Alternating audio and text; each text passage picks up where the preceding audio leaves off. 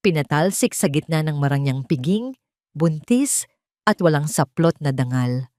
Habang si Rafael ay nagpapakasasa sa yakap ng mayaman niyang kabit, ako ay itinapon na parang basahang marumi ng sarili kong biyenan. Akala nila, kinuha na nila ang lahat sa akin. Ngunit hindi nila alam, hawak ko ang susi sa kanilang pagkawasak. Ako si Dalisay, at sa aking pagbabalik, luluhod ang mga Langston sa aking paanan. Sino ang tunay na reyna ng mga Langston? Huwag kang mag-alala, Mama. Pipirma rin ang babaeng iyon sa waiver na inihanda natin. Saan pa ba siya pupunta? Wala siyang pera, wala siyang pamilya, at wala siyang silbi, kundi ang maging katulong sa bahay na ito. Pagkatapos ng gabing ito, itatapon ko na siya na parang maruming basahan na hindi na kailangan sa ating harap. Napatigil ang aking mundo sa narinig kong tinig ni Rafael mula sa kabilang panig ng pinto ng garden.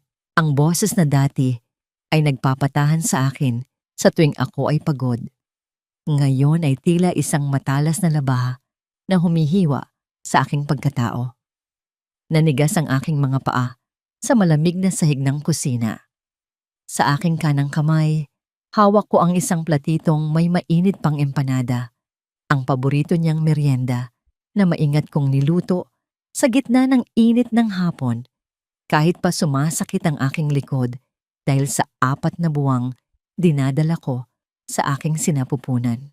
Binitawan ko ang platito sa ibabaw ng mesa ng walang tunog, ngunit sa loob ng aking dibdib, may isang malakas na pagguho na yumanig sa aking buong pagkatao. Tiningnan ko ang aking mga kamay na puno ng kalyo mula sa paglalaban ng kanilang mga mamahaling damit, mga kamay na may bakas ng mga paso mula sa pagluluto ng kanilang mga marangyang hapunan. Akala ko, ang bawat patak ng pawis ko ay puhunan para sa isang masayang pamilya. Akala ko, ang aking pagsisilbi ay sapat na para mahalin ako ng lalaking pinangakuan ko ng habang buhay. Ngunit nagkamali ako. Sa paningin ng pamilya Langston, ako ay hindi asawa. Ako ay isang kasangkapan lamang na tapos na ang silbi. Lumipas ang ilang oras na tila isang masamang panaginip. Narito ako ngayon sa gitna ng malawak at nagniningning na ballroom ng mga Langston para sa kanilang anibersaryo. Napilitan akong magsuot ng isang lumang bestido na tinahi ko lang mula sa mga lumang kurtina. Pilit na itinatago ang aking maliit na tiyan. Sa paligid ko, ang mga matatandang mayayaman ay nagbubulungan habang tinitingnan ang aking anyo. Dalisay, lumapit ka rito. Ang malamig at mapang-utos na tinig ni Doña Victoria, ang aking biyenan, ay umalingaw-ngaw sa gitna ng musika. Lahat ng mata ay nakatuon sa akin. Dahan-dahan akong lumapit. Ang puso ko ay tumitibok ng mabilis na tila isang ibong gustong kumawala sa hawla. Sa tabi niya, nakatayo si Rafael, guwapo sa kanyang mamahaling tuksido, ngunit ang kanyang mga mata ay hindi tumitingin sa akin. Sa kabilang gilid naman ay isang babaeng estranghero, maganda, maputi, at balot ng mga diamante. Narito ang lahat upang saksihan ang katotohanan, panimula ni Doña Victoria habang itinataas ang kanyang baso ng alak. Ang babaeng ito, na pinatira namin sa aming tahanan dahil sa awa, ay hindi karapat-dapat sa pangalang Langston. Magnanakaw ka, Dalisay. Nasaan ang kwintas na kinuha mo sa aking silid? Nabingi ako sa kanyang paratang. Ma, wala po akong kinuha. Alam niyo pong hindi ko magagawa yon. Ang tanging lumabas sa aking nanginginig na mga labi. Ngunit bago pa ako makapaliwanag, naramdaman ko ang malamig na likido na bumuhos sa aking ulo. Ibinuhos ni Doña Victoria ang kanyang alak sa aking mukha. Ang amoy ng red wine ay humalo sa aking mga luha. Sa gitna ng kahihiyang ito, lalong humigpit ang kapit ni Rafael sa baywang ng babaeng katabi niya. Tama na ang drama, Dalisay, sabi ni Rafael sa harap ng lahat. Ang kanyang boses ay walang bakas ng pag-aalinlangan. Ito si Cassandra. Siya ang tunay na nagdadala ng tagapagmana ng mga Langston. Hindi ang batang nasa loob mo na baka hindi ko pa alam kung kanino galing. Isang malakas na sampal ng realidad ang dumapo sa aking puso. Hindi lamang siya nagtaksil, kinuwestiyon pa niya ang dangal ng aking dinadala. Ang bata sa aking sinapupunan ay tila gumalaw, tila nararamdaman ng pait na dumadaloy sa aking dugo. Layasan mo ang bahay na ito, ngayon din. Sigaw ni Doña Victoria habang itinutulak ako patungo sa malaking pinto. Huwag kang magkakamaling bumalik dahil wala kang makukuha kahit isang kusing sa amin. Pirmahan mo ang kasunduan na wala kang habol sa amin o ipapakulong kita sa paratang ng pagnanakaw. Wala akong nagawa kundi ang humakbang palabas. Ang bawat hakbang ko sa marmol na sahig ay tila pag-iwan sa 10 taon ng aking buhay na itinapon ko lang sa wala. Paglabas ko ng gate, sinalubong ako ng isang marahas na ulan. Ang langit ay tila nakikiramay sa aking paghagulgol. Narinig ko ang malakas na pagtikom ng bakal na gate sa aking likuran. Ang liwanag ng mansyon ay unti-unting naglaho habang ako ay naiiwan sa dilim ng kalsada. Basang-basa ang aking manipis na damit at ang lamig ay dahan-dahang nanunuot sa aking mga buto. Napahawak ako sa aking tiyan. Pinoprotektahan ang tanging kayamanan na natitira sa akin. Sa dinami-dami ng bagyo na sinuong ko para sa kanya, bakit ako pa ang naiwan sa ulan? Ganito na lang ba ang halaga ng isang babaeng nagmahal ng tapat? Ang maging alay sa altar ng kanilang kasakiman at pagkatapos ay itapon sa putikan? Tumingala ako sa langit. Ang ulan ay patuloy na humahampas sa aking mukha. Sa sandaling iyon, sa gitna ng aking pagkawasak, may isang mitya ng galit ang nagsimulang magalab sa aking dibdib. Hindi ito ang dulo. Ito ang simula ng aking pagbangon. Huwag kang pipikit, Dalisay. Humawak ka sa akin ng mahigpit. Hindi rito magtatapos ang kwento mo. Ang tinig na yon ay tila nanggagaling sa kabilang panig ng isang mahabang lagusan. Malabo ang aking paningin dahil sa pinaghalong ulan at luha. Nararamdaman ko ang bawat butil ng tubig na tila maliliit na karayom na tumutusok sa aking nanlalamig na balat. Ang aking mga binti ay tila gawa sa mabigat na tingga. Bawat hakbang sa basang semento ay isang paghihirap. Napahilig ako sa isang poste ng ilaw. Yakap-yakap ang aking tiyan. Ang tanging nagpapanatili sa akin sa katinoan ay ang mahinang tibok ng puso sa loob ng aking sinapupunan.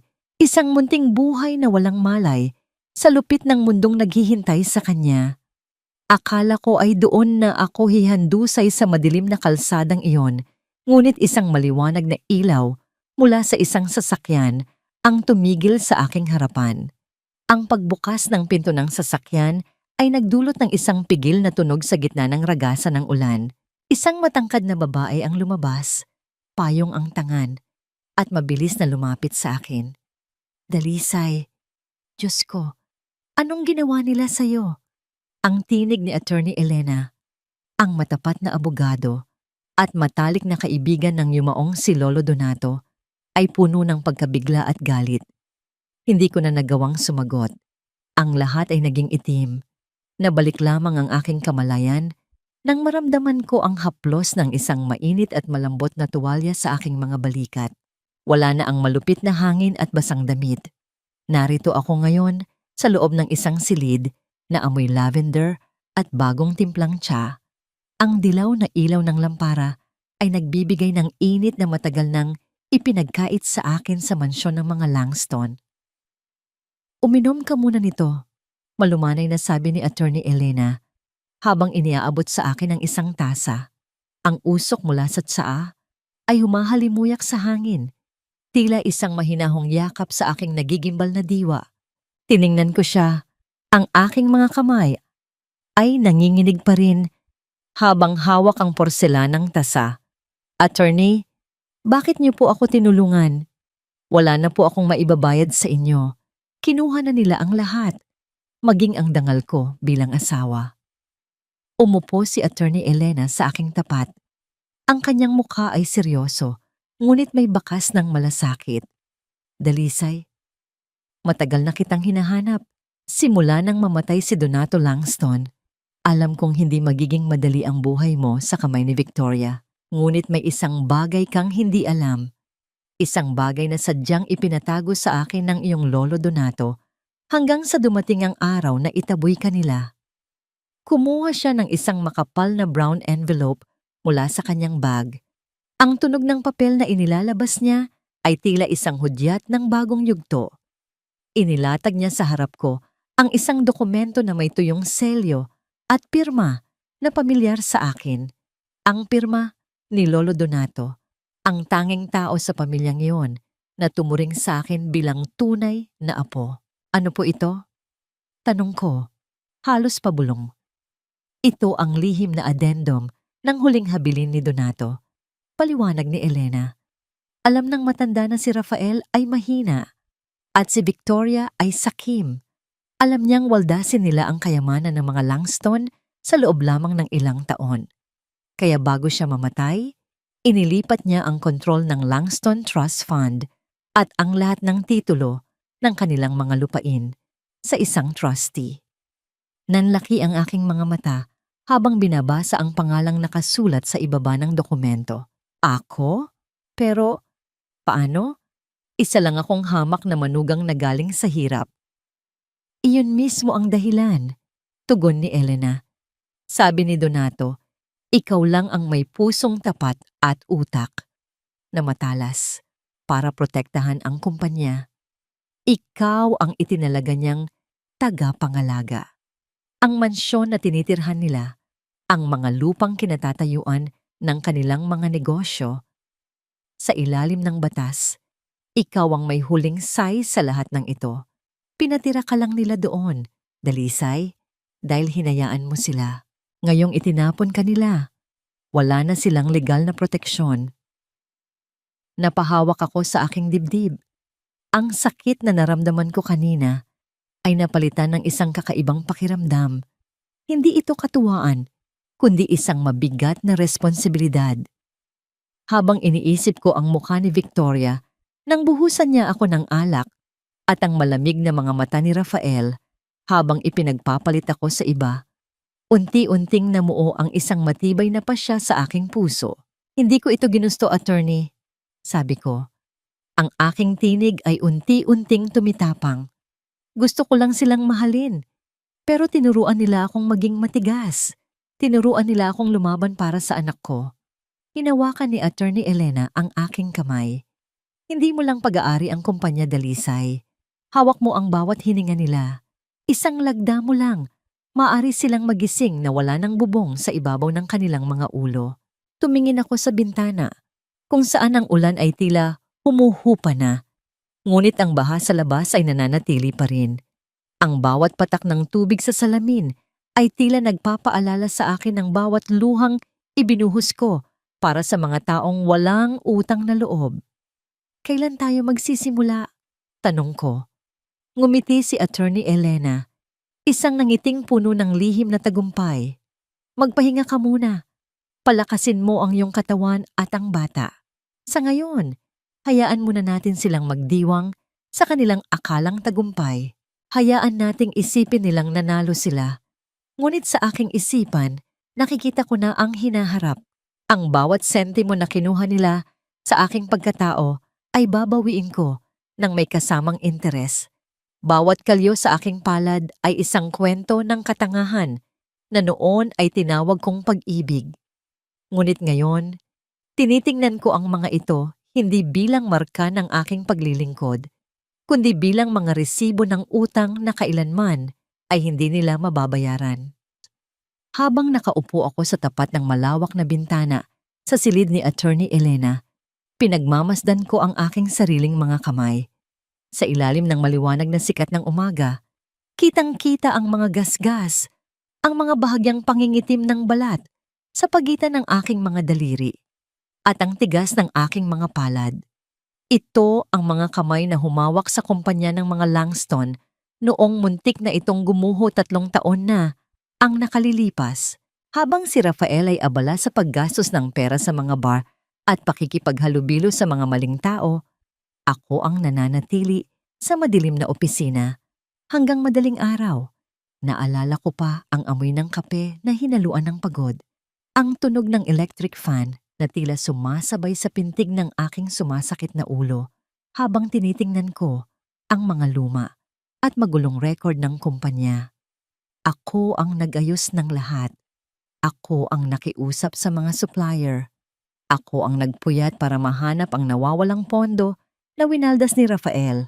Ngunit kapag dumadating ang umaga, papasok si Rafael sa opisina na tila siya ang bayani, habang ako ay pinapauwi niya sa likod ng sasakyan para hindi makita ng mga empleyado ang aking hulas na anyo. Dalisay, bakit ba ang dumi-dumi mo lagi? Ang boses ni Doña Victoria ay tila isang lason na muling bumubulong sa aking pandinig. Ang amoy mo ay laging amoy kusina o amoy pawis. Anak ka nga talaga ng labandera. Kahit anong gawin naming pagbibihis sa'yo, lumalabas at lumalabas pa rin ang pagiging hampas lupa mo. Isang gabi, matapos kong isalba ang isang malaking kontrata para sa kanila, nagluto ako ng paboritong adobo ni Victoria. Inayos ko ang hapagkainan, umaasang kahit isang salamat ay matanggap ko. Ngunit nang makita niya ang pagkain, itinulak niya ang pinggan ng malakas. Ang tunog ng porselanang tumama sa sahig ay tila ang tunog ng aking sariling dignidad na nababasag. Hindi ko kakainin ang luto ng isang taong ang mga kuko ay puno ng dumi ng trabaho, sabi niya habang nakatakip ang ilong.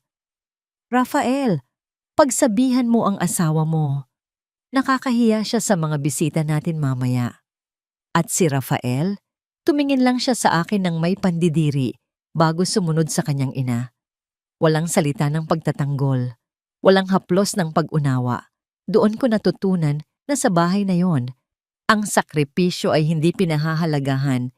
Ito ay inaasahan na parang isang obligasyon ng isang alipin. Dalisay? Ang tinig ni Attorney Elena ang nagbalik sa akin sa kasalukuyan. Nakahanda na ang mga papeles. Kailangan mong pag-aralan ang bawat detalye ng management ng asyenda.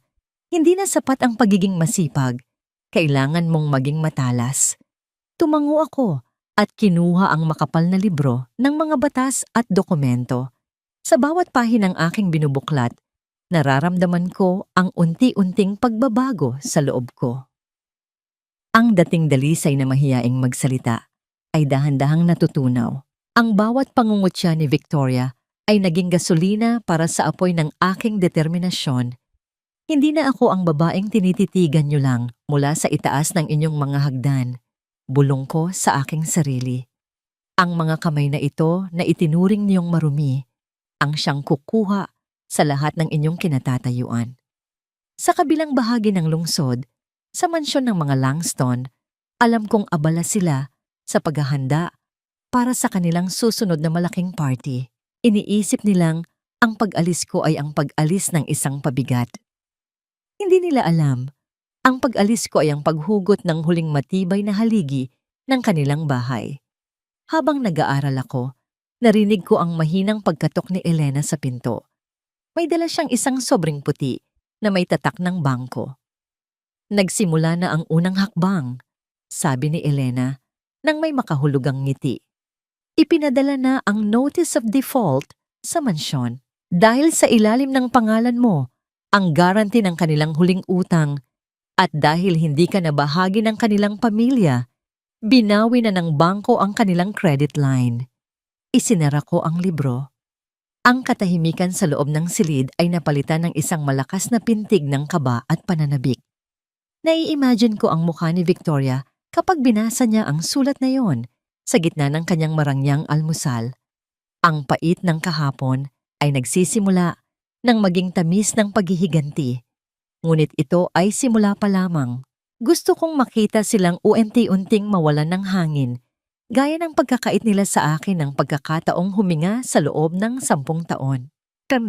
Ang isang bahay na itinayo sa ibabaw ng kasinungalingan at pang-aapi ay tila isang mansyong ginto ang pintura, ngunit anay na ang loob. Isang malakas na ihip lang ng tadhana, unti-unti na itong magkakalas-kalas hanggang sa tanging alikabok na lamang ang maiwan. Habang iniinom ko ang aking mainit na gatas sa balkonahe ng bahay ni Attorney Elena, binabasa ko ang ulat na ibinigay niya sa akin tungkol sa nangyayari sa loob ng mansyong Langston.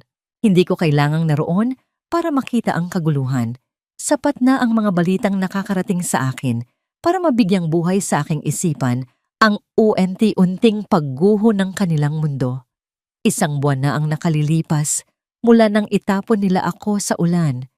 At tila kasabay ng aking pag-alis, ang paglisan din ng kaayusan sa kanilang buhay.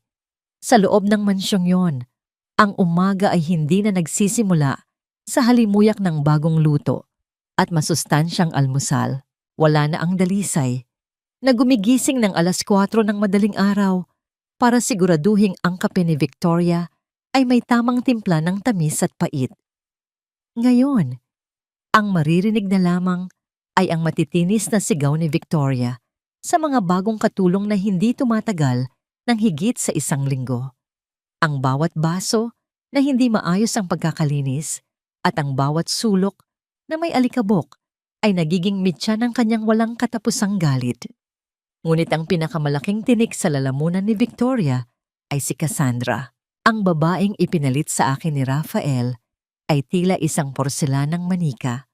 Maganda tingnan, ngunit walang pakinabang sa loob ng bahay. Si Cassandra ay lumaki sa yaman at luho. Hindi siya marunong humawak ng sandok, lalong hindi niya alam kung paano patakbuhin ang isang malaking sambahayan. Ang mga mamahaling kurtina ay nagsisimula ng mangitim dahil walang nag-uutos na labhan ang mga ito. Ang mga halaman sa garden na dati ay maingat kong dinidiligan ay unti-unti nang natutuyo at nagiging kulay kape sa ilalim ng araw. Rafael, anong klaseng pagkain ito? Narinig kong muling isinalaysay ni Elena ang balitang nakuha niya mula sa isang dating katulong. Sunog ang itlog at ang kanin ay hilaw. Hindi ba marunong mag-utos ang babaeng yan? At si Rafael, ang lalaking akala ay makakahanap ng langit sa piling ng isang mayamang tagapagmana, ay ngayoy nakalubog sa impyerno ng realidad. Sa opisina, ang mga proyektong dati ay ako ang gumagawa ng plano ay isa-isang tinatanggihan ng mga kliyente. Ang mga investor ay nagsisimula ng kabahan dahil sa mga maling desisyon ni Rafael. Ang kanyang kawalang kakayahan na humawak ng tao at pera ay lumalabas na ngayong wala na ako sa kanyang likuran para magtakip ng kanyang mga pagkakamali. Isang hapon, habang nag-aayos ng gamit si Victoria sa kanyang silid, napansin niya ang isang maliit na butas sa kanyang paboritong silk na kurtina. Dati, sa isang kisap mata lang ay tatahiin ko yon nang maingat na tila walang nangyari. Ngunit ngayon, habang hinahawakan niya ang punit na tela, tila doon lamang nanuot sa kanyang isipan ang isang mapait na katotohanan. Ang bawat ginhawa na tinatamasa niya sa loob ng 10 taon ay nagmula sa mga kamay na tinawag niyang marumi. Ang bawat segundong wala siyang iniisip na problema sa bahay ay dahil may isang dalisay na sumasalo ng lahat ng bigat. Naramdaman niya ang panunuyo ng lalamunan habang tinititigan ng butas. Ang mansyong dati ay simbolo ng kanyang kapangyarihan ay tila nagsisimula ng amoy mantsa at luma. Ang bawat sulok ay nagpapaalala sa kanya ng katahimikang dala ng aking pagsisilbi. Isang katahimikang ngayon ay napalitan ng ingay ng pag-aaway nila ni Rafael tungkol sa lumiliit nilang pondo sa bangko. Hindi ito maaari. Bulong ni Victoria sa sarili habang hinihigpitan ng kapit sa tela hanggang sa lalong lumaki ang punit. Hindi tayo babagsak ng dahil lang sa isang hamak na babae. Ngunit ang tadhana ay may mas malupit na plano. Isang gabi, habang nagtatalo ang mag-ina sa harap ng mga tumpok ng bayarin na hindi na nila kayang bayaran, isang tawag ang dumating mula sa kanilang abogado. Isang misteryosong investor ang lumitaw mula sa kung saan, isang taong may sapat na yaman para bilhin ang lahat ng kanilang utang mula sa bangko. Sino siya? Tanong ni Rafael, ang boses ay puno ng desperasyon at kaunting pag-asa. Sino ang gustong tumulong sa atin sa ganitong panahon? Hindi ko alam ang kanyang pangalan. Sagot ng abogado sa kabilang linya. Ang alam ko lang, hawak na niya ang bawat titulo ng inyong mga lupain. At may isang kondisyon siya para hindi kayo tuluyang ma-foreclose. Napatigil ang pagtibok ng aking puso habang kinukwento ito ni Elena sa akin. Ang misteryosong investor na yon na dahan-dahang humihigpit ang hawak sa leeg ng mga Langston ay walang iba kundi ang korporasyong itinayo namin sa ilalim ng aking pangalan. Hinawakan ko ang aking tiyan at ngumiti ng mapait. Ang anay ay tapos na sa pagngat-ngat sa loob ng kanilang mansyon. Ngayon, oras na para gibain ang pader na tanging nagpoprotekta sa kanila mula sa labas. Sabi nila, ang sakit ng panganganak, ang pinakamatinding dusa na kayang tiisin ng isang babae. Ngunit habang nakahiga ako sa puting kama ng ospital, hinihingal at basang-basa ng pawis, napagtanto ko na ang hapdi ng bawat hilab ng aking tiyan ay wala pa sa kalingkingan ng pait ng pagtataksil na iniwan ni na Rafael sa aking puso. Sa loob ng silid na yon, na tanging ang mahinang tunog ng aircon at ang tibok ng aking sariling puso ang naririnig, isinilang ko ang aking anak. Walang asawang humahawak sa aking kamay. Walang biyenang naghihintay sa labas na may dalang bulaklak at kagalakan. Ngunit sa bawat pag-irik ko, tila inilalabas ko rin ang lahat ng lason ng nakaraan. Kasabay ng unang tinig ng aking sanggol, isang malakas at masiglang hudyat ng buhay na nagpuno sa katahimikan ng silid, ay ang pagtulo ng aking mga luha. Hindi ito luha ng pait, kundi luha ng paglaya, hope. Bulong ko habang dahan-dahang inilalagay ng nurse ang mainit at maliit na katawan ng aking anak sa aking dibdib. Hope ang pangalan mo dahil ikaw ang pag-asa na bumangon sa akin mula sa hukay. Ang mga sumunod na buwan ay naging isang malaking hamon na hinaluan ng tamis. Sa ilalim ng paggabay ni Attorney Elena, ang aking buhay ay nahati sa dalawang mundo. Sa gabi, ako ay isang ina na puyat, nagpapalit ng lampin at humuhuni ng mga oyayi habang tinititigan ng maamo at inosenteng mukha ni Hope. Ngunit sa umaga, habang mahimbing ang tulog ng aking anak, ang aking silid ay nagiging isang silid-aralan. Ang mga libro tungkol sa pananalapi, batas sa lupa at estratehiya sa negosyo ang naging mga bagong kaibigan ko. Dito ko naranasan ang tunay na self-healing. Hindi ito nakuha sa paglimot, kundi sa pagbuo ng bagong bersyon ng aking sarili. Ang dating dalisay na nakayuko at laging nakasuot ng kupas na duster ay unting naglaho. Sa tulong ng tamang pagkain, sapat na pahinga at higit sa lahat, ang kapayapaan ng isip, nagbago ang aking anyo. Ang aking balat na dati ay tuyo at sunog sa init ng kusina ay naging makinis at tila may sariling ningning. Ang aking mga kamay, bagamat meron pa ring mga peklat ng nakaraan, ay maingat na inalagaan hanggang sa maging malambot ngunit matatag. Kapag tumitingin ako sa salamin, hindi ko na nakikita ang inday ng mga Langston. Nakikita ko ang isang babaeng may matalim na tingin, tuwid na tindig, at pusong gawa sa asero. Dalisay, handa ka na, sabi ni Elena, isang hapon habang pinapanood niya akong magsuot ng aking unang power suit. Isang madilim na asul na kasuotan na saktong-sakto sa aking bagong hubog na katawan. Hindi ka lang maganda. Mukha kang isang reyna na handang bawiin ang kanyang kaharian. Isang umaga, nagpasya akong magmaneho patungo sa kalsadang kinalalagyan ng opisina ng Langston Group. Hindi ako bumaba ng sasakyan. Nanatili lamang ako sa loob, nakatago sa likod ng madilim na salamin ng bintana. Mula sa malayo nakita ko si Rafael na bumaba. Mula sa kanyang sasakyan, mukha siyang pagod, gusot ang kanyang polo, at balisa ang kanyang mga mata habang tinititigan ang malaking karatulan ng kumpanya na tila ba natatakot siyang bigla itong mawawala. Napangiti ako ng mapait. Noong nandoon ako ang nag-aayos ng kanyang mga gamit bago siya pumasok. Ngayon, kahit ang sarili niyang anyo ay hindi na niya maayos. Tumingin ako sa car seat sa aking tabi kung saan mahimbing na natutulog si Hope. Sa bawat paghinga niya, nararamdaman ko ang aking lakas. Ang kanyang unang ngiti sa akin kaninang umaga bago kami umalis ay tila isang lisensya. Isang pahintulot na maging malupit sa mga taong walang awang nagtapon sa amin. Kaunti na lang anak, bulong ko habang dahan-dahang inaapakan ng silinyador para umalis sa lugar na yon. Ang bawat pag-iyak nating dalawa sa ulan noon ay papalitan ko ng bawat luhang ibubuhos nila sa harap natin. Habang pabalik ako sa aming bagong tahanan, nakatanggap ako ng mensahe mula kay Elena. Ang huling piraso ng puzzle ay nasa kamay na namin.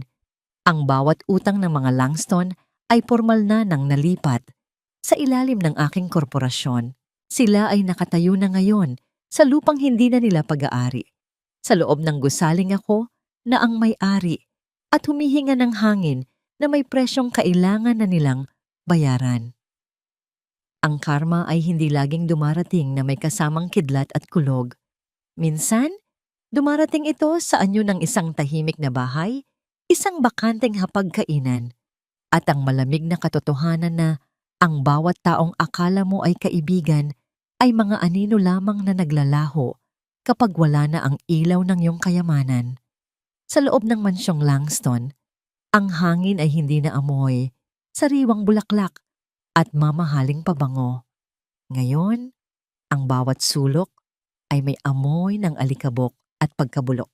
Ang mga malalaking bintana na dati ay nagniningning ay tila may mga mantsa na hindi na maalis-alis, gaya ng mantsa sa pangalan ng kanilang pamilya. Nakaupo si Doña Victoria sa kanyang paboritong silya sa dulo ng mahabang mesa, hawak ang kanyang telepono. Ngunit sa bawat numerong kanyang tinatawagan, tanging ang boses ng operator o ang malamig na pagtanggi ng kanyang mga dating amigas ang kanyang natatanggap. Pasensya na Victoria, kailangan naming unahin ang sarili naming negosyo, ang sabi ng isa niyang kaibigan bago nito ibaba ang tawag ng walang pasintabi. Ibinagsak ni Victoria ang kanyang telepono sa ibabaw ng mesa.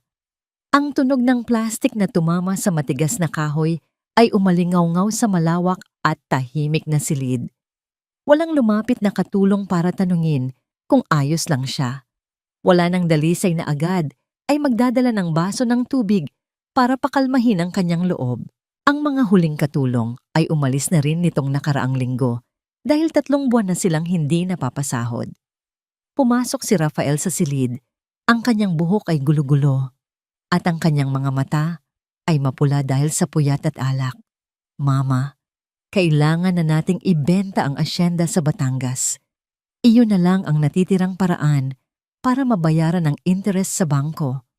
Kung hindi, kukunin nila pati ang bahay na ito sa susunod na buwan. Hindi, sigaw ni Victoria. Ang kanyang boses ay nanginginig sa galit. Iyan ang huling simbolo ng kapangyarihan natin, Rafael. Hindi tayo pwedeng mamuhay sa isang apartment lang na parang mga squatter. Wala na tayong pagpipilian. Sigaw ni Rafael pabalik. Ang kanyang desperasyon ay tuluyan ng bumabaha. Inubos ni Cassandra ang huling laman ng credit card ko bago siya lumayas kahapon. Ninakaw niya pati ang mga relo ko. Mama, gising! Bangkarote na tayo! Napatigil si Victoria. Ang katahimikan sa pagitan ng mag-ina ay tila isang mabigat na kumot. Isang matinding pait ang gumuhit sa mukha ni Victoria nang maalala niya si Cassandra, ang babaeng akala niya ay magliligtas sa kanila. Ngunit siya pa palang uubos sa natitirang mumo ng kanilang yaman. Dali-daling hinalughog ni Rafael ang mga papeles sa loob ng cabinet sa opisina. Ang tunog ng pagkakalas ng mga folder ay mabilis at magulo. Hahanapin ko ang titulo. Maghahanap ako ng buyer ngayon din. Ngunit matapos ang ilang minuto, ang mukha ni Rafael ay nawalan ng kulay. Hawak niya ang isang lumang dokumento na may lagda ni Lolo Donato. Hindi maaari. Bakit ngayon ko lang ito napansin? Ano iyon? Tanong ni Victoria habang lumalapit sa kanyang anak. ang asyenda at ang lupang kinatatayuan ng mansyong ito, hindi natin ito pwedeng ibenta ng walang pirma ni Dalisay, bulong ni Rafael. Nakalak ang mga titulo sa ilalim ng isang trust fund na si Dalisay ang tanging trustee. Mama, hawak niya ang leeg natin. Napaupo si Victoria sa sahig. Ang kanyang mamahaling bestido ay sumayad sa dumi ng sahig na matagal nang hindi nawawalisan. Nakaramdam siya ng matinding gutom, isang gutom na matagal na niyang hindi nararamdaman dahil lagi siyang busog sa luho. Tumayo siya at naglakad patungo sa kusina. Umaasang may natira pang pagkain.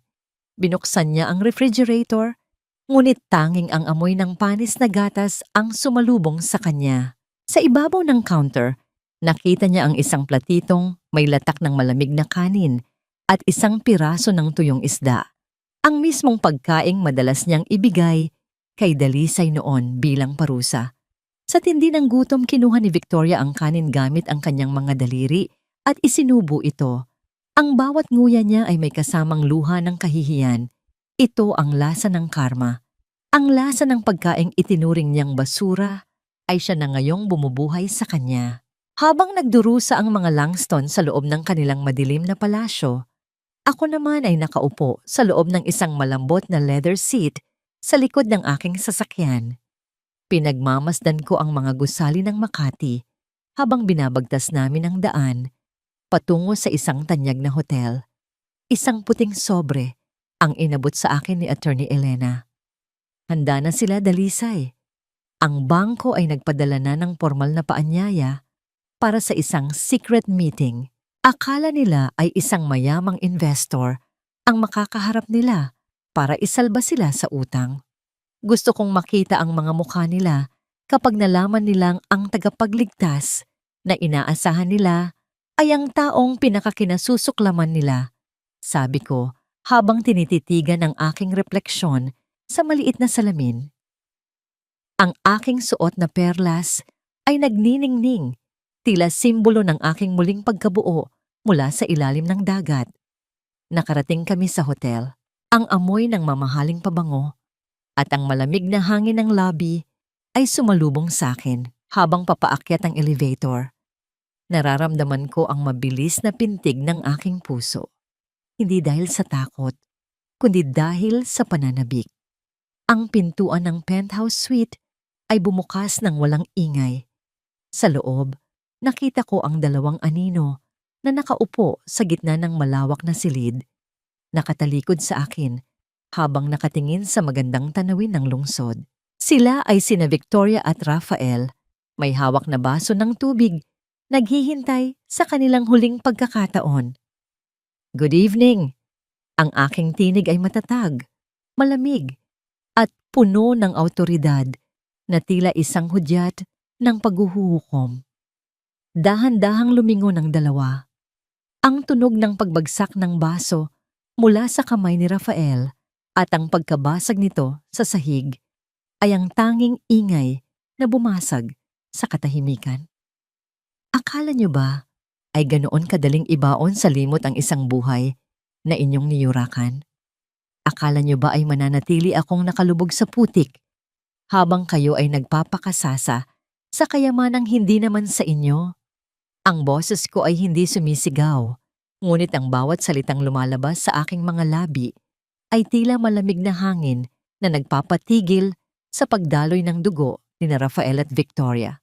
Sa gitna ng marangyang penthouse suite, kung saan ang mga ilaw ng lungsod ay nagniningning sa labas ng malalaking bintana, tila tumigil ang pag-ikot ng mundo. Nakatayo ako ng tuwid. Ang aking kamay ay dahan-dahang hinahaplos. Ang aking perlas na kwintas, isang simbolo ng tibay na nabuo mula sa matinding pressure at dilim. Ang baso na nahulog mula sa kamay ni Rafael ay nagkalas-kalas sa sahig.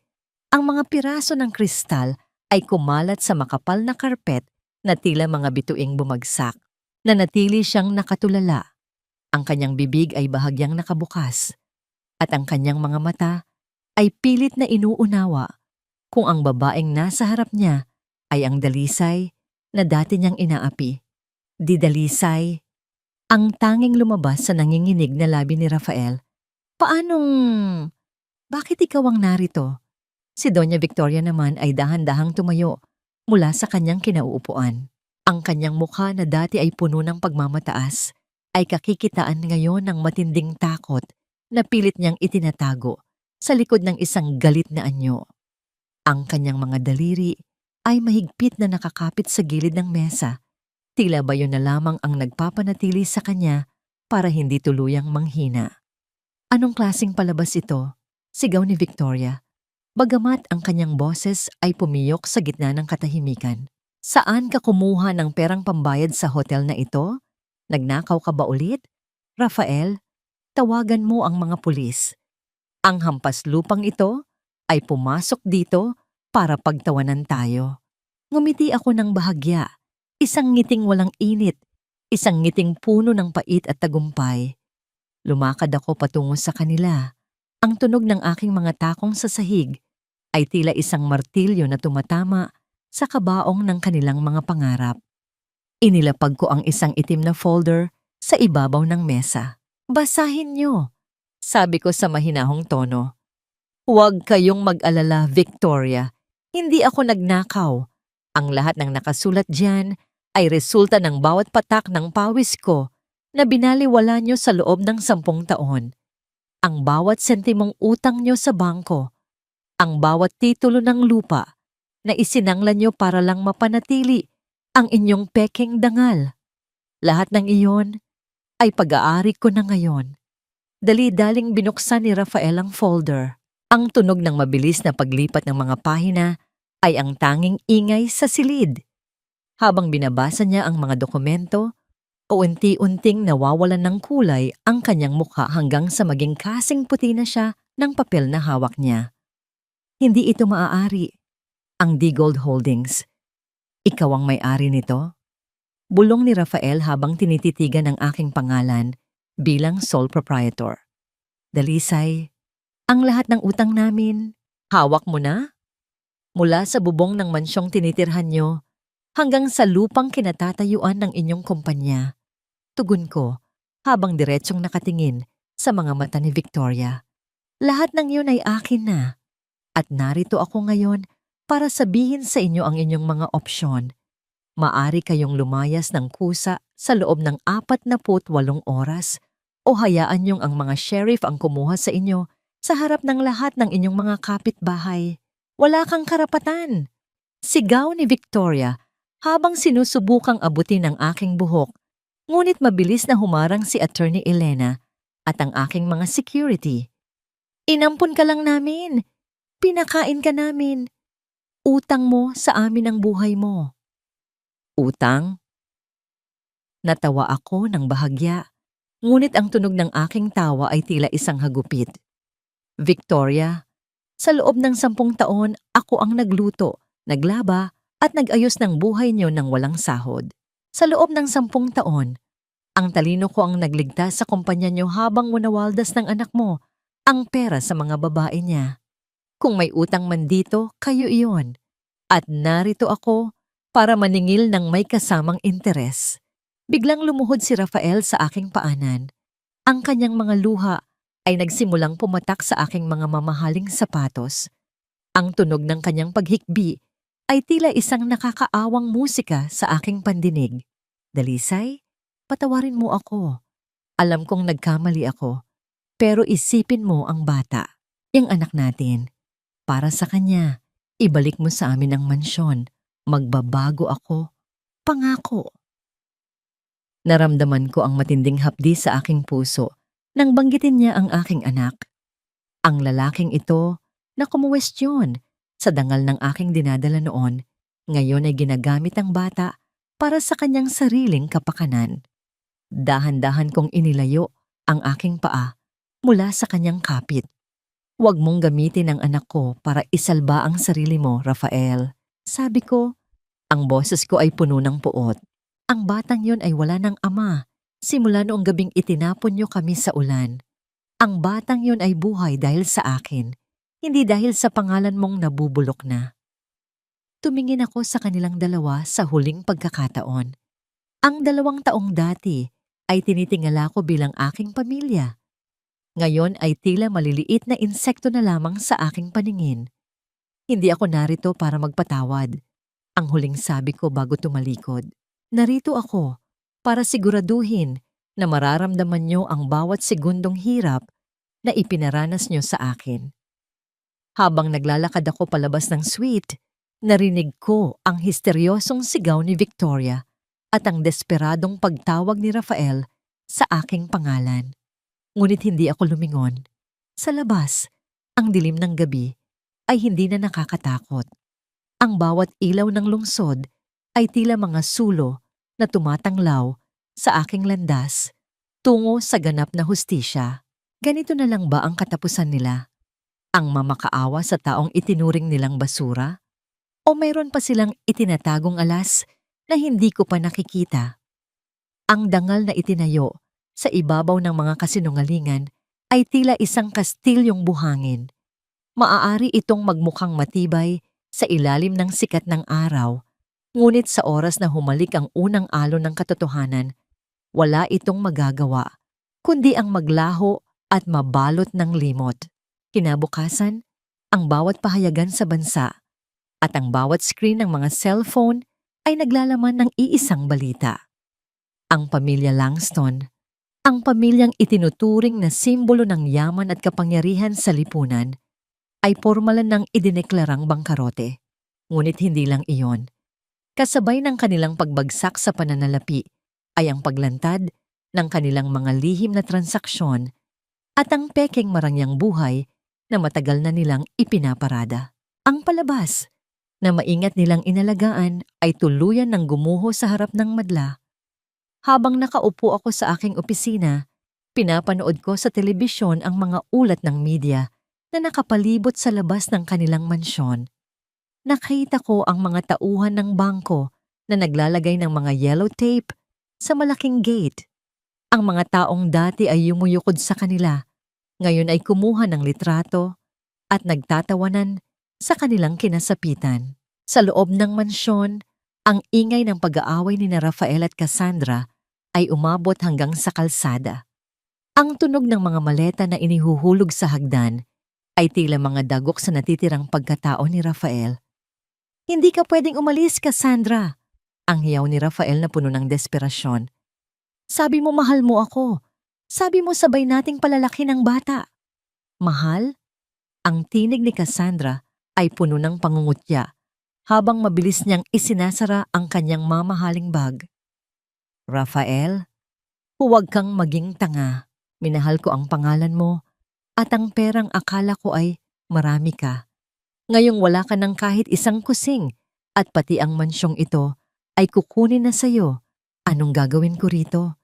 Magtitiis sa amoy ng alikabok at panis na pagkain? No way! Pero ang anak natin. Anak? Narinig ang isang matalim na tawa mula kay Cassandra. Rafael, hindi ako buntis. Ginawa ko lang yon para makuha ang loob ng nanay mong matanda para bilhan ako ng mga alahas. Ngayong nalaman kong peke rin pala ang mga diamanteng ibinigay niya sa akin, wala na akong dahilan para manatili irito. Magsama kayo ng nanay mong mapagmataas sa hirap. Ang tunog ng malakas na pagbagsak ng pinto nang lumabas si Cassandra ay tila hudyat ng ganap na pagkatalo ni Rafael. Ang lalaking ipinagpalit ako sa isang ilusyon ay ngayon naiwan na mag-isa sa gitna ng isang bahay na wala ng laman kundi pagsisisi. Sa kabilang panig ng lungsod, habang pababa ako sa lobby ng aking hotel, biglang sumulpot si Doña Victoria mula sa likod ng isang poste. Ang kanyang anyo ay hindi na makikilala. Ang kanyang buhok ay gulo-gulo, ang kanyang damit ay may mga mantsa, at ang kanyang mga mata ay nanlilisik sa galit. Sa kanyang kamay ay hawak niya ang isang matalas na gunting. Ang mga daliri niya ay mahigpit na nakakapit dito hanggang sa mamuti ang kanyang mga kuko. Ikaw! Sigaw ni Victoria habang mabilis na sumusugod sa akin. Sinira mo ang buhay namin. Ikaw na anak ng labandera, papatayin kita. Bago pa man siya makalapit, mabilis na humarang ang aking mga security. Ang tunog ng pagbagsak ni Victoria sa sahig matapos siyang mapigilan ay tila tunog ng isang tuyong dahon na natapakan. Ang gunting ay tumalsik sa malayo, lumikha ng isang matunog na ingay sa makintab na sahig ng lobby. Victoria, tama na. Sabi ko habang nakatingin sa kanya mula sa itaas. Ang aking tinig ay kalmado, walang bakas ng takot o galit. Hindi ako ang sumira sa buhay niyo. Ang inyong sariling kasakiman at kawalan ng puso ang gumawa niyan. Pinapanood niyo lang ang resulta ng inyong mga itinanim. Hindi pa tapos ito. Hiyaw niya habang pinipigilan ng mga security guard. Babawi ako. Akin ang mansyong yon. Akin ang lahat. Eksaktong sa sandaling iyon, dumating si Attorney Elena kasama ang 3 lalaking naka-uniforme ng pulis. Ang tunog ng kanilang mga sapatos sa sahig ay seryoso at mabigat. Doña Victoria Langston, tanong ng isang opisyal. Mayroon kaming warrant of arrest laban sa inyo para sa kasong falsification of documents at estafa. Marami kaming nakitang ebidensya ng inyong pangungurakot sa pondo ng kumpanya noong si Lolo Donato pa ang namumuno. Ang mukha ni Victoria ay nawalan ng huling bakas ng tapang. Ang kanyang mga labi ay nanginginig ngunit walang salitang lumabas. Ang tunog ng pag-click ng posas sa kanyang mga manipis na pulso ay tila huling tuldok sa kanyang panahon ng kapangyarihan. Tiningnan ko siya habang dahan-dahang inilalabas ng mga pulis. Sa huling pagkakataon, nagtagpo ang aming mga mata.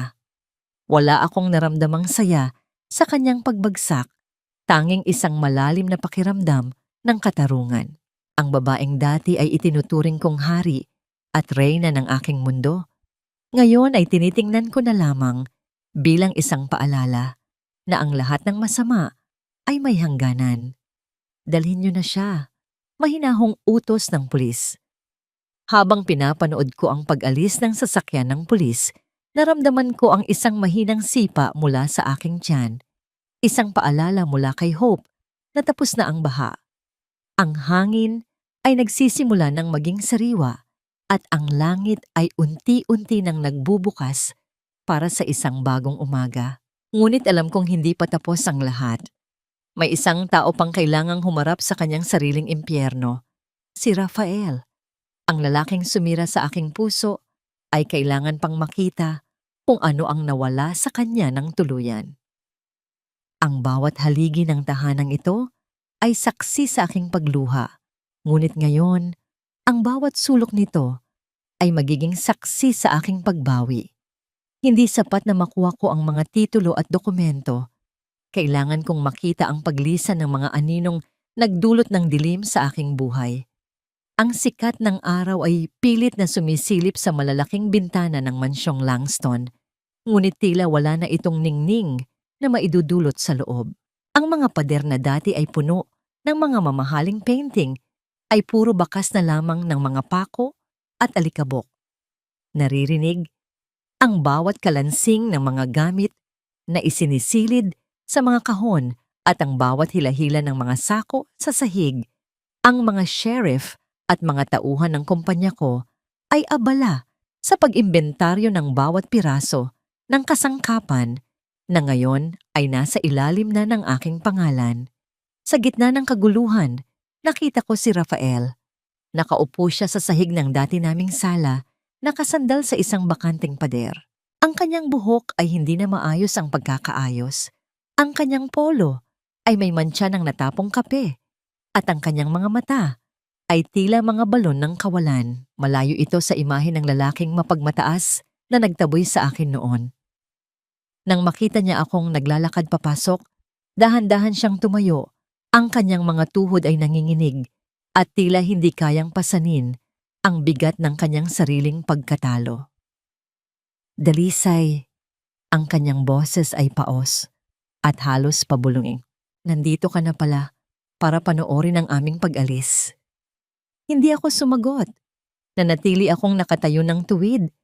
Hawak ang aking mamahaling bag. Habang pinagmamasdan ang bawat galaw ng mga movers, biglang humakbang si Rafael palapit sa akin. Bago pa man makaharang ang aking mga bodyguard, mabilis siyang lumuhod sa aking harapan. Ang tunog ng pagtama ng kanyang mga tuhod sa matigas na sahig ay sapat na para maramdaman ang bigat ng kanyang pagpapakumbaba. Humigpit ang kapit niya sa dulo ng aking suot na blazer. Ang kanyang mga daliri ay nanginginig habang pilit na humihingi ng awa. Dalisay, please, kahit para na lang sa anak natin. Ang kanyang paghikbi ay nagsimulang punuin ang katahimikan ng silid. Huwag mo kaming paalisin dito. Kahit sa dulo na lang kami ng garden tumira. Kahit maging hardinero mo ako. Huwag mo lang kaming itapon sa kalsada. Saan pupunta si Mama kapag nakalabas na siya sa kulungan?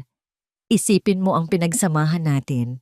Tiningnan ko siya nang may halong pait at pagkasuklam. Dahan-dahan kong binawi ang dulo ng aking damit mula sa kanyang maruming kapit. Anak natin, ulit ko sa kanyang sinabi. Ang aking tinig ay kasing lamig ng yelo. Naalala mo ba noong gabing sinabi mong hindi mo alam kung kanino galing ang batang nasa sinapupunan ko? Naaalala mo ba noong hinayaan mong buhusan ako ng alak ng nanay mo habang pinagtatawanan niyo ang aking kahirapan? Ngayon ay gagamitin mo ang batang yon para isalba ang iyong balat? Nagkamali ako, Dalisay. Bulag ako noon. Hiyaw niya habang sinusubukang abutin ang aking mga kamay. Hindi ka bulag, Rafael. Ikaw ay naging sakim at walang puso. At ang batang tinutukoy mo, si Hope ay hindi na magkakaroon ng amang tulad mo. Mas pipiliin kong lumaki siyang alam na ang kanyang ina ay lumaban kaysa lumaki siyang nakikita ang kanyang ama na isang duwag at mapaglaro. Tumalikod ako sa kanya at naglakad patungo sa dulo ng sala, kung saan naroon ang malaking silya ni Doña Victoria. Ang silyang dati ay hindi ko man lang pwedeng hawakan. Dahan-dahan akong umupo rito. Ang lambot ng velvet na tela ay tila isang haplos ng tagumpay. Mula sa aking kinauupuan, pinanood ko si Rafael habang sa pilitan siyang tinatayo ng mga security guard para ilabas ng mansyon. Mag-impake ka na ng mga personal mong gamit, Rafael, sabi ko habang nakatingin sa kawalan. Dahil sa oras na lumubog ang araw, ang bawat susi ng bahay na ito ay papalitan na. Wala ka nang babalikan dito. Ang tunog ng pagkaladkad sa kanya palabas at ang kanyang mga pagsusumamo na uunti-unting humihina habang lumalayo ay nagsilbing oyayi sa aking mga tainga. Ang mansyong ito, na dati ay tila isang bilangguan para sa akin, ngayon ay naging isang monumento ng aking muling pagsilang. Lumapit sa akin si Attorney Elena. May hawak na isang maliit na folder.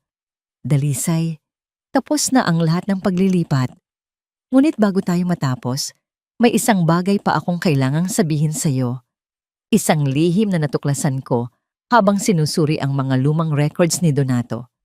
Yumukod siya ng bahagya at bumulong sa aking tainga. Ang bawat salitang lumabas sa kanya ay tila isang kidlat na tumama sa aking isipan. Nanigas ako sa aking kinauupuan. Ang aking mga mata ay napatitig sa malaking pintuan kung saan kakaalis lang ni Rafael. Sigurado ka ba, Elena? Tanong ko. Ang boses ko ay bahagyang nanginginig. May mga dokumento tayo, Dalisay. Ang katotohanan ay hindi kailanman magsisinungaling. Isang bagong bugso ng emosyon ang lumitaw sa aking dibdib. Isang katotohanang hindi ko inasahan at isang katotohanang magbabago sa turing ko kay Rafael habang buhay. Ang pagpapatawad ay hindi isang regalo na ibinibigay mo sa taong sumira sa iyong buhay. Ito ay isang regalong ibinibigay mo sa iyong sarili upang tuluyan ka nang makalaya mula sa tanikala ng pait at muling makahinga ng maluwag. Gabi na, ngunit maliwanag ang bawat sulok ng aking bagong tahanan sa Hacienda Donato. Ang amoy ng sariwang damo at ang malamig na simoy ng hangin mula sa mga puno ng mangga ay pumapasok sa aking bintana. Tila ba dahan-dahang hinuhugasan ang bawat bakas ng dumi at lason na iniwan ng mansyong Langston sa aking balat. Hawak ko sa aking mga bisig si Hope na mahimbing na natutulog at may munting ngiti sa kanyang mga labi. Ang init ng kanyang maliit na katawan ay ang tanging gamot na nagpatibay sa aking durog na puso. Hindi ko makalimutan ang ibinulong ni Attorney Elena. Si Rafael. Ang lalaking itinuring na tagapagmana ng mga Langston ay hindi pala tunay na kadugo ni Lolo Donato. Siya ay bunga ng isang lihim na pagkakasala ni Victoria sa ibang lalaki bago pa man mamatay ang ama ni Rafael.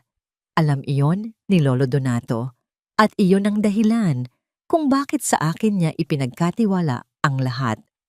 Alam niyang walang karapatan si Rafael sa bawat hibla ng yaman ng pamilya.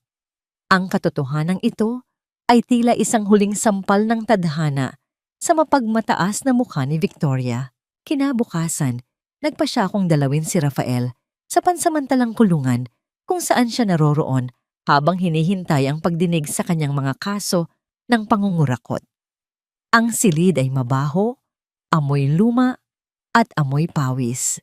Ang tunog ng mga bakal na rehas na nagsasara sa likuran ko ay tila hudyat na sa pagkakataong ito. Ako na ang malaya at siya na ang bilanggo. Nang makita niya ako, tumayo si Rafael mula sa kanyang manipis na higaan.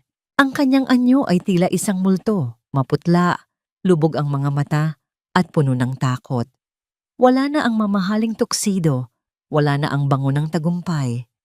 Nandito ka ba para pagtawanan ako, Dalisay? Ang boses niya ay mahina, tila hanging nawalan ng lakas.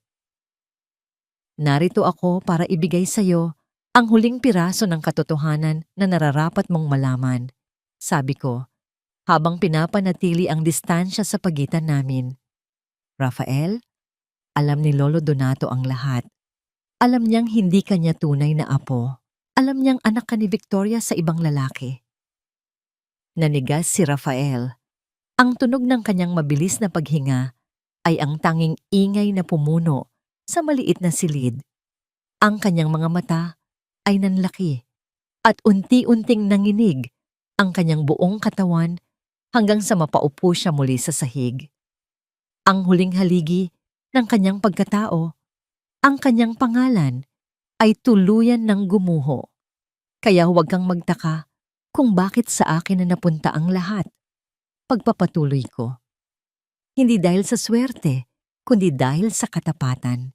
At ngayon, Rafael, ibinibigay ko na sa iyo ang huling pagkakataon na magbago. Hindi para sa akin, kundi para sa sarili mo. Tapos na ang gampanin ko sa buhay mo. Tumalikod ako at naglakad palabas. Hindi na pinakinggan ang kanyang mga hikbi at ang pagtawag niya sa aking pangalan. Ang bawat hakbang ko sa semento ay tila pagpunit sa huling pahina ng aming kwento. Pagdating ng hapon, nagmaneho ako patungo sa dalampasigan malapit sa asyenda. Ang tunog ng mga alon na humahampas sa pampang ay tila isang banayad na musika na nagpapakalma sa aking diwa.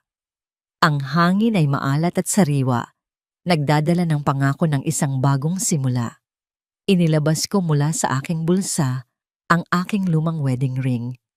Tinitigan ko ang gintong singsing na ito, ang simbolo ng 10 taon kong pagtitiis, pagtitiwala, at sa huli, pagkawasak. Hinawakan ko ito nang mahigpit sa aking palad, naramdaman ang lamig ng metal sa huling pagkakataon. Paalam, Dalisay, na mahina. Paalam, Dalisay na takot. Bulong ko sa hangin. Buong lakas kong inihagis ang singsing patungo sa gitna ng dagat. Ang tunog ng munting pagbagsak nito sa tubig ay agad na nalamon ng mas malakas na hampas ng alon. Pinanood ko ang paglubog nito hanggang sa wala na akong makitang anumang kinang. Doon, kasabay ng paglubog ng araw, naramdaman ko ang ganap na paghilom ng aking mga sugat. Wala nang galit, wala nang pait. Tanging ang kagustuhang mabuhay para kay Hope at para sa sarili ko ang natitira. Ang asyenda ay hindi na lang lupain. Ito ay magiging isang kanlungan para sa mga babaeng tulad ko na minsan nang itinapon at muling bumangon. Nabalik ang aking diwa Nang marinig ko ang mahinang iyak ni Hope mula sa sasakyan, mabilis akong lumapit at binuhat siya. Hinalikan ng kanyang noo habang ang langit ay nagpapalit ng kulay mula sa kahel patungo sa malalim na asul. Ang gabi ay hindi na nakakatakot dahil alam kong bukas may bagong liwanag na maghihintay sa amin. Ang tunay na kayamanan ay hindi nasusukat sa dami ng gintong nakatago sa vault, kundi sa dami ng buhay na iyong nabago at sa kapayapaang namamayani sa iyong puso kapag wala ng ingay ng mundong mapanghusga. 2 taon na ang mabilis na lumipas.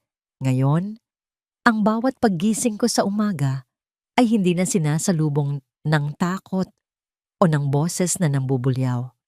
Sa halip, ang bumubungad sa akin ay ang halimuyak ng mga namumukadkad na bulaklak ng kape at ang sariwang hangin ng Hacienda Donato. Mula sa balkonahe ng aking opisina, pinagmamasdan ko ang malawak na lupain na dati ay tila isang pangarap lamang. Ang bawat puno, ang bawat gusali, ay saksi sa aking pagsisikap at sa aking muling pagkabuo. Ang Hacienda Donato ay hindi na lamang isang negosyo. Ginawa ko itong bahay dalisay, isang pundasyon at komunidad para sa mga kababaihang tulad ko na naging biktima ng pang-aapi at kawalang katarungan. Dito, binibigyan namin sila ng trabaho, edukasyon, at ang pagkakataong mahanap muli ang kanilang sarili. Habang tinitingnan ko ang mga babaeng masayang nagtatrabaho sa mga taniman, nararamdaman ko ang isang uri ng kaligayahan na hindi kayang bayaran ng anumang halaga. "Mommy, look at the butterfly!" Ang masayang sigaw ni Hope habang tumatakbo siya sa damuhan. Suot ang kanyang puting bestido na tila lalong nagpapatingkad sa kanyang kasiglaan. Bumaba ako mula sa balkonahe at sinalubong ang aking anak. Binuhat ko siya at hinalikan sa pisngi. Ninanamnam ang amoy ng kanyang buhok na amoy araw at baby powder. Si Hope ay lumalaking malusog, matalino, at higit sa lahat, malaya. Wala siyang dalang lason mula sa pangalan ng mga Langston. Siya ay isang batang punong-puno ng pag-asa, gaya ng kanyang pangalan. "Dalisay, narito na ang ulat para sa buwang ito," sabi ni Attorney Elena habang lumalapit sa amin. May dalang tablet at ilang dokumento. Ngumiti siya sa amin, isang ngiting puno ng pagmamalaki. Ang ating export ng kape ay umabot na sa Europe. At ang pundasyon, nakatanggap tayo ng parangal mula sa gobyerno bilang Outstanding Women's Empowerment Program. "Salamat, Elena. Hindi ko ito magagawa kung wala ka." Tugon ko habang dahan-dahang ibinababa si Hope para muling makapaglaro. "Kamusta na sila?" Tanong ko, bagamat ang kuryosidad ko ay wala ng kasamang pait. Huminga ng malalim si Elena. Si Doña Victoria ay nagsisilbi pa rin ng kanyang sentensya. Balita ko ay hindi siya nakikipag-usap sa kahit na sino sa loob. Nanatili siyang nakakulong hindi lang sa rehas, kundi sa kanyang sariling nakaraan. Si Rafael naman, nakita raw siya sa isang maliit na bayan sa probinsya. Namumuhay bilang isang hamak na kargador sa palengke. Wala siyang pera, wala siyang kaibigan. Ang huling balita ko ay madalas siyang nakikitang tulala. Tila ba hindi pa rin matanggap ang katotohanang hindi siya ang prinsipeng akala niya. Naramdaman ko ang isang sandali ng katahimikan. Hindi ko na sila kinamumuhian. Ang kanilang buhay ngayon, ang huling ebidensya ng karma. Ang bawat gutom at hirap na ipinaranas nila sa akin ay bumalik sa kanila ng siksik, liglig at umaapaw. Isang hapon, nagkaroon ng munting pagtitipon sa asyenda para sa anibersaryo ng pundasyon. Naghanda kami ng mahabang mesa na puno ng mga pagkaing dati ay pinapangarap ko lang. Sariwang seafood, lechon, at mga kakaning gawa sa sarili naming ani. Habang nakatayo ako sa harap ng mahigit 100 kababaihan, lahat sila ay tumayo at nagpalakpakan. Para sa aming reyna, si Doña Dalisay, ang sigaw ng isa sa mga nanay na aming tinulungan. Ang kanilang mga mata ay nagniningning sa pasasalamat. Doon ko natanto na ang pagiging reyna ay hindi pala nakukuha sa corona, kundi sa pagpili na maging boses ng mga walang boses. Matapos ang piging, habang naglalakad ako patungo sa aking sasakyan para iuwi na si Hope, isang itim at eleganteng sasakyan ang pumarada sa tapat ng aming gate. Dahan-dahang bumukas ang pinto nito. Isang lalaking nakasuot ng formal na suit ang lumabas, isang pamilyar na mukha mula sa mundo ng negosyo, si Mr. Anderson, ang pinakamalaking supplier ng mga makinarya sa bansa. Ngunit hindi siya narito para sa isang simpleng transaksyon. Doña Dalisay, bati niya ng may matinding respeto. Narito ako, hindi para pag-usapan ang ating kontrata. Narito ako dahil may isang mahalagang alyansang iniaalok ang aking kumpanya para sa Bahay Dalisay. Isang alyansa na magdadala sa iyong pundasyon sa buong mundo. Tumingin ako sa kanya, pagkatapos ay kay Hope, at sa malawak na asyenda sa aking likuran. Ang bawat pintong isinara sa akin noon ay nagbukas ng isang malaking daan na hindi ko inakala. Tayo na sa loob, sabi ko nang may matatag na ngiti. Pag-usapan natin ang hinaharap. Ang aking buhay ay hindi na isang melodrama. Ito ay isang kwento ng tagumpay. At sa pagkakataong ito, ako na ang sumusulat ng bawat salita. Sinasabi nilang ang panahon ang naghihilom sa lahat ng sugat, ngunit para sa akin, hindi ang panahon ang gumamot sa aking puso. Ang bawat tawa ng aking anak at ang bawat haplos ng kanyang maliliit na kamay ang siyang unting nagbuo sa mga pira-pirasong bahagi ng aking pagkatao na dati ay isinumpa ko nang hindi na magkakadugtong. Ngayong araw ay ang ikalimang kaarawan ni Hope. Ang buong Hacienda Donato ay balot ng kagalakan at kulay. Ang mga puno ng mangga ay pinalamutian ng mga makukulay na banderitas na marahang sumasayaw sa ihip ng hangin. Humahalimuyak sa buong paligid ang bango ng bagong luto na bibingka at ang tamis ng tsokolate na inihanda para sa mga bata. Ang bawat sulok ng asyenda ay puno ng ingay ng tawanan, mga tinig ng mga batang malayang nagtatakbo, at mga ina na dati ay lugmok sa pait, ngunit ngayon ay nagniningning ang mga mata sa pag-asa. Nakatayo ako sa gitna ng damuhan, pinapanood ang aking anak. Si Hope ay nakasuot ng isang bestidong kulay rosas. Ang kanyang buhok ay may dekorasyong sariwang bulaklak. Ang bawat hakbang niya ay puno ng sigla. Tila ba hindi siya kailanman nakaranas ng anumang unos? Dalisay, tila ba isang panaginip lang ang lahat ng ito? Mahinahong sabi ni Attorney Elena habang tumatabi sa akin. Inabutan niya ako ng isang baso ng malamig na katas ng prutas. Ang lamig ng baso sa aking palad ay tila isang paalala na totoo ang lahat ng ito. Sariwa pa sa isip ko noong gabing nakita kita sa ilalim ng ulan. Ngayon, tingnan mo ang iyong sarili. Ikaw ang sentro ng liwanag sa lugar na ito. Ngumiti ako at dahan-dahang uminom. Minsan, kailangan nating dumaan sa pinakamadilim na gabi para lang makita ang ganda ng bukang liwayway, Elena. Napansin ko ang isang maliit na sobre sa kamay ni Elena. Alam ko ang ibig sabihin nito. Ito ang huling balita tungkol sa mga Langston. Ano ang balita sa kanila? Huminga ng malalim si Elena bago sumagot.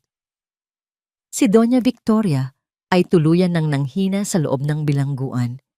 Sinasabing madalas siyang managinip ng mga gabi sa mansyon, sumisigaw ng mga utos sa mga aninong wala naman doon. Ang kanyang kapangyarihan ay naging kanyang sariling bilangguan. Si Rafael naman, narinig kong nagtatrabaho siya sa isang malayong pantalan. Sinasabing nabubuhay siya sa tira-tirang pagkain at natutulog sa sahig na semento. Wala na siyang balak bumalik dito. Ang kanyang pangalan ay tuluyan ng nabaon sa limot. Naramdaman ko ang isang sandali ng lungkot para sa kanila. Ngunit agad din itong naglaho, gaya ng usok sa hangin. Wala nang galit sa aking dibdib. Ang kanilang impyerno ay ang katotohanang kailangan nilang mabuhay sa anino ng kanilang mga nagawa. Samantalang ang aking langit ay narito, sa harap ko, Sa bawat ngiti ng mga taong mahal ko, lumapit sa akin si Hope, hingal na hingal at may hawak na isang piraso ng papel. Mommy, I made this for you. Inabot ko ang papel. Isa itong simpleng drawing ng dalawang tao na magkahawak kamay sa ilalim ng isang malaking puno. Sa itaas, may nakasulat na mga salitang gawa sa makukulay na krayola. You are my hero, Mommy. I love you. Naramdaman ko ang muling pagbalong ng luha sa aking mga mata. Binuhat ko ang aking anak at niyakap siya ng napakahigpit. Ang bawat hirap, ang bawat sampal, ang bawat gabing hindi ako nakatulog dahil sa gutom at takot. Lahat ng iyon ay nagkaroon ng katuturan dahil sa sandaling ito. Mahal na mahal din kita, Hope. Bulong ko sa kanyang tainga habang hinahalikan ang kanyang pisngi. Ikaw ang dahilan kung bakit ako naging matapang. Pagkatapos ng party, nang ang buwan ay nakasabit na sa langit at ang buong asyenda ay payapa na, pumasok ako sa aking opisina. Inilabas ko ang aking lumang diary, ang notebook kung saan ko isinulat ang lahat ng aking panunumbat at sakit nung nagsisimula pa lang akong bumangon. Kinuha ko ang aking panulat at dahan-dahang isinulat ang huling pangungusap sa pahinang yon. Ang tunog ng dulo ng panulat sa papel ay tila isang huling hakbang sa isang napakahabang paglalakbay. Ang kwento ni Dalisay bilang biktima ay tapos na. Ngayon, nagsisimula na ang kwento ni Dalisay bilang isang malayang babae. Isinara ko ang notebook at ipinatong ito sa shelf. Wala nang kaba, wala nang bigat.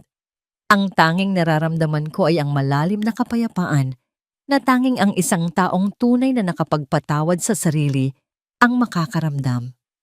Tila isang napakagandang panaginip ang bawat umagang nagigising ako sa Hacienda Donato.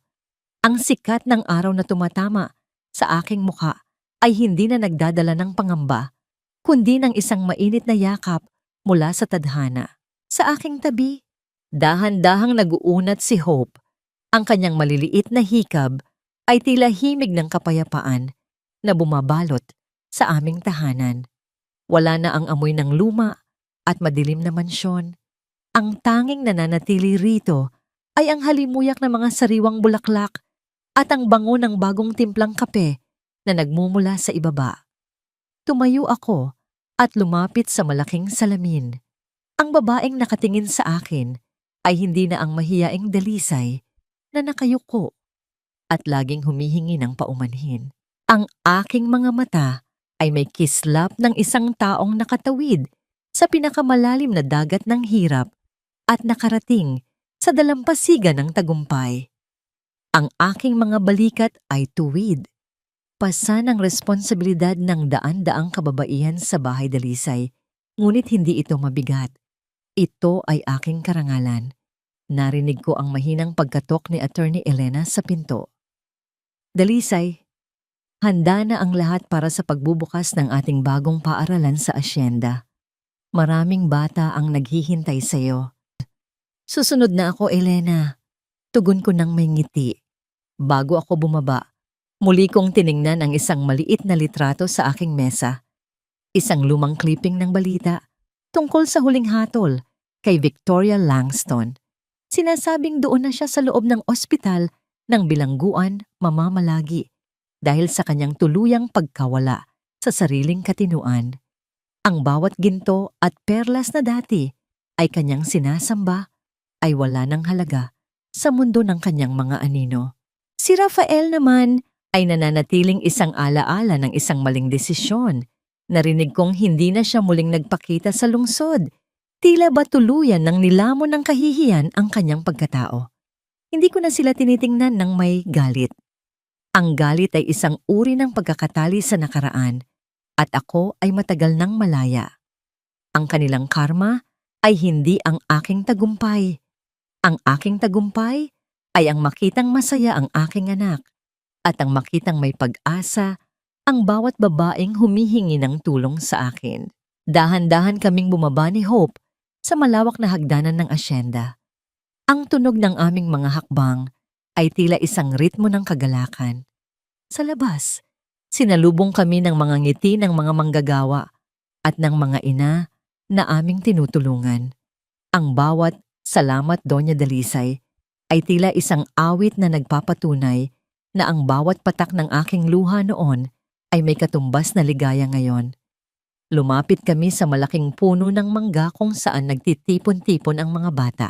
Ang hangin ay sariwa, humahalimuyak ang amoy ng basang lupa matapos ang munting ulan kaninang madaling araw. Tumingala ako sa langit na ngayoy malinis at kulay asul. Wala na ang bagyong sumira sa aking mundo. Ang tanging narito ay ang liwanag ng bukang liwayway na hindi na kailanman magdidilim. Hinawakan ko ang kamay ni Hope habang sabay kaming naglalakad patungo sa mga taong naghihintay sa amin. Ang aking puso ay puno, payapa at handa sa anumang bukas na darating dahil sa dulo ng bawat melodramang puno ng sakit. Ang tunay na reyna ay ang babaeng marunong bumangon, magmahal muli, at magpatawad sa kanyang sarili. Ako si Dalisay, at ito ang aking wagas na panalo.